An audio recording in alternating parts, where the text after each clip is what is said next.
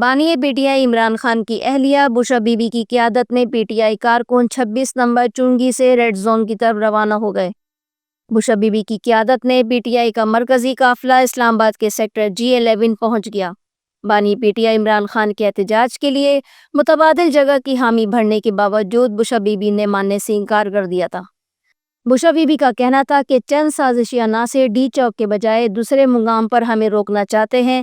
عمران خان نے مجھے ہر صورت ڈی چوک جانے کا کہا ہے۔ ڈی چوک سے کم کسی بھی مذاکراتی فیصلے پر کارکنان راضی نہیں ہیں۔ ذرائع کا بتانا ہے کہ وزیر اعلیٰ خیبر پختونخوا علی امین گنڈاپور نے مذاکراتی معاملات پر مکمل خاموشی اختیار کیے رکھی ہے، جبکہ chairman P T I barrister Gohar بھی کوئی فیصلہ نہیں کر سکے ہیں۔